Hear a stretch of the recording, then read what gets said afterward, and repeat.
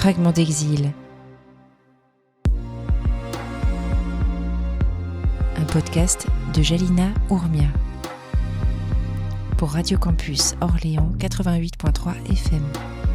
Fragments d'exil a pour objectif de déconstruire certains préjugés en donnant la parole à des personnes issues de l'immigration au parcours varié, riche et inspirant, qui méritent d'être partagés. Fragments d'exil s'inscrit dans une démarche plus large en collaboration avec le CCFD, Terre Solidaire, Mémoire Plurielle, Olivet Solidarité et le Secours catholique. Fragments d'exil.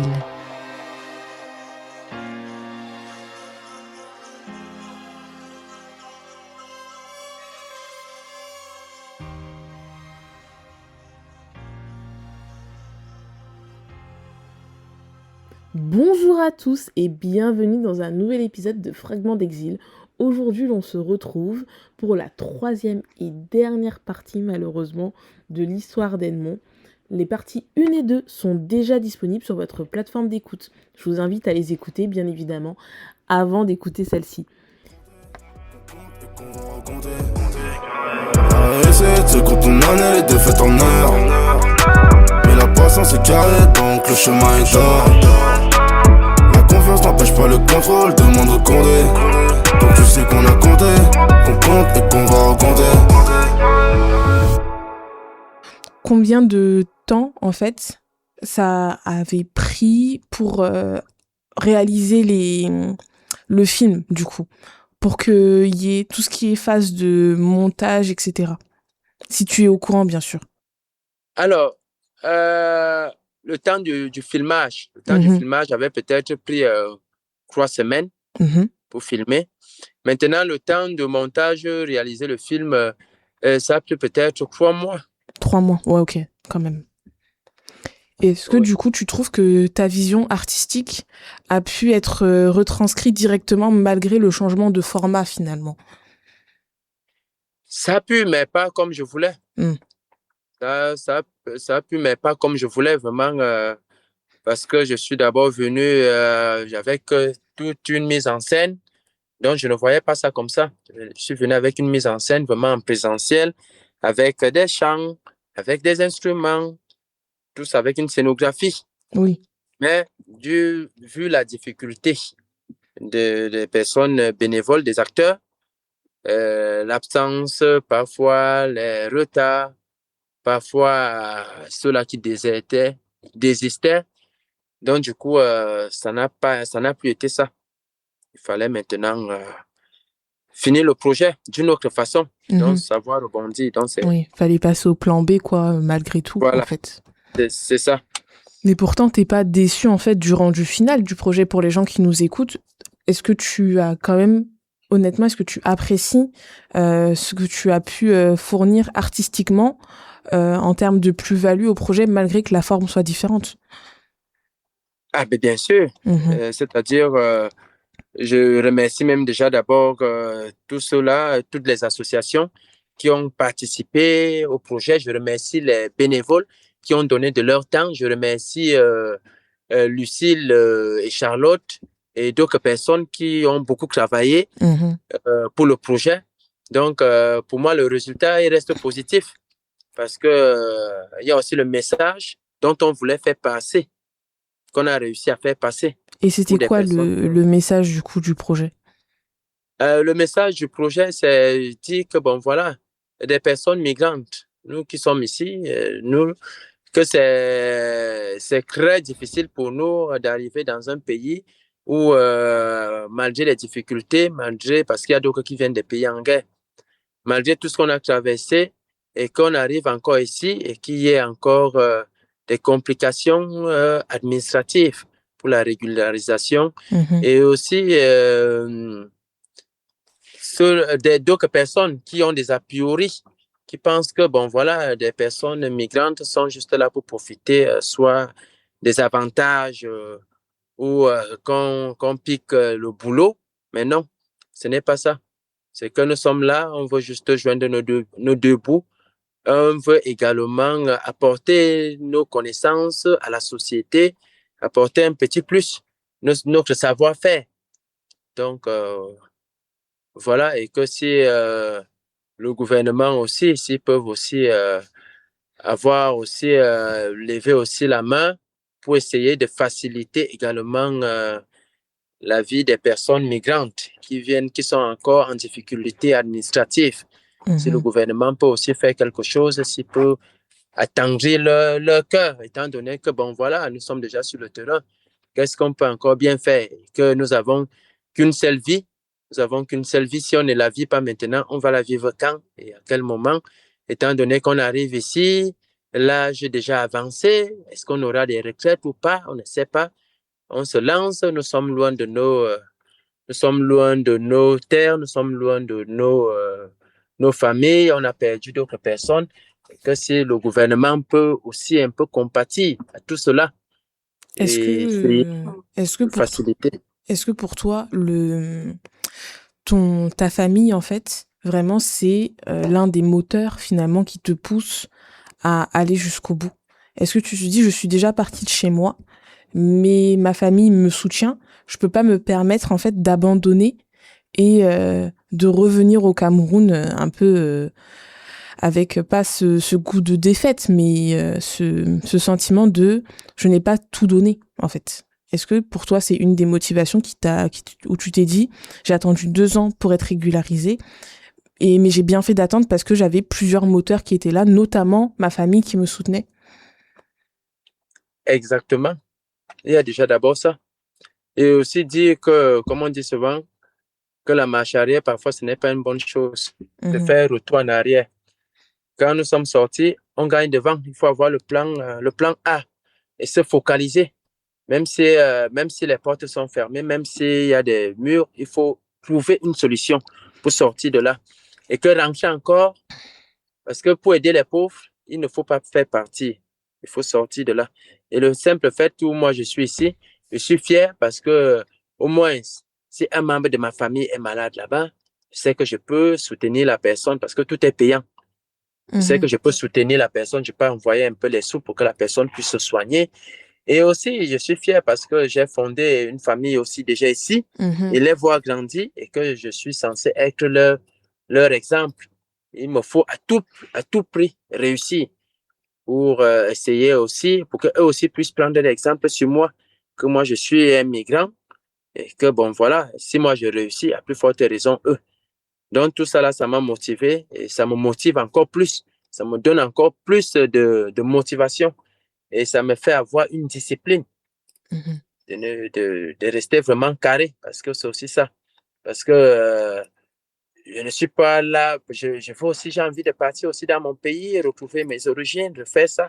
Mais après, la vie, ce n'est pas trop ça. Dans la vie, à un moment donné, on ne peut pas faire tout ce qu'on...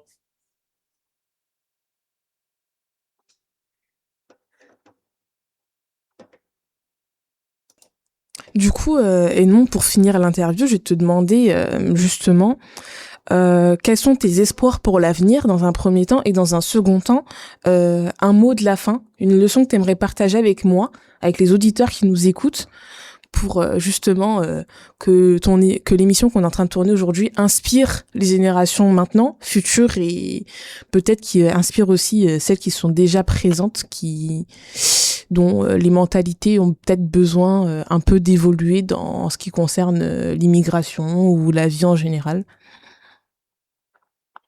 Alors, je vais commencer par l'espoir. L'espoir que j'ai dans l'avenir, que je souhaite et que je compte y arriver, c'est d'avoir une vie paisible, d'être à l'abri des moyens, d'avoir la santé, de pouvoir aider ceux-là qui seront aussi dans le besoin demain après-demain, de leur rendre aussi la vie un peu plus facile, de les conseiller, d'être proche d'eux, d'avoir vraiment une vie meilleure au futur. Maintenant, par rapport à la vie, ce que j'ai compris, une expérience que je peux partager avec toi et avec les auditeurs, c'est que nous détenons nous-mêmes dans la paume de notre main le potentiel de la réussite et l'échec de la défaite. Peu importe de la couleur de peau, peu importe de là où on vient, de de où on se trouve. Tout ce qui compte dans la vie, c'est d'abord une prise de conscience. Parce que le début d'une vie, c'est d'abord une prise de conscience. Du moment où on a conscience, et à ce moment-là, tout peut démarrer. Même si on ne peut pas commencer tous au même point d'égalité. Il y a ceux-là qui commencent sur la ligne de départ, il y a ceux-là qui commencent derrière. Mais le plus important, ce n'est pas... C'est juste le mouvement qu'on pose. C'est ça qui compte le plus. Peu importe. Et qu'il faut toujours garder la tête haute malgré les difficultés parce que la vie, elle est difficile. Il faut se préparer à la douleur. Il faut se préparer aux échecs et que les échecs renforcent encore. Moi, quand on me disait non, je partais encore et je demandais. On me disait non, je partais encore et je demandais. Et c'est comme ça que je finissais par avoir. Parce que l'échec me donnait encore, ça me propulsait encore. Et ça me montrait que j'étais sur la bonne direction et qu'il fallait peut-être améliorer ma façon de faire, ma façon de voir, ma façon d'aborder les choses. Donc, ce que j'ai également compris dans la vie, c'est que tout le monde, il y aura des hauts, il y aura des bas. Et que si une expérience désagréable t'apprend quelque chose, tu ne peux pas l'appeler échec. Parce que tu as appris quelque chose et qu'il faut continuer à se battre. La vie, elle est difficile, elle ne sera pas facile. Même si tu es haut diplômé, même si tu es haut gradé, mais il faut toujours tenir bon. Et que de l'autre côté, comme disait notre chef supérieur, c'est qu'il faut parfois aussi apprendre à rester un peu dans l'inconfort. Parce que c'est en restant dans l'inconfort qu'on retrouve le confort. Parce qu'à force de rester toujours dans le confort, on ne peut pas savoir que non, la vie, elle est difficile. Cela veut dire quoi? Cela veut dire qu'à un moment donné, on peut un peu couper les réseaux sociaux et voir un peu comment est-ce qu'on peut vivre. C'est-à-dire ne pas avoir Internet à la maison et ne pas voir la télé. Comment est-ce que la personne peut s'y prendre? Et parfois aussi, même si tu dors dans un lit bien protégé, comment dormir un peu au sol? Dormir un peu au sol et savoir pour maintenant avoir le goût du lit et le respecter.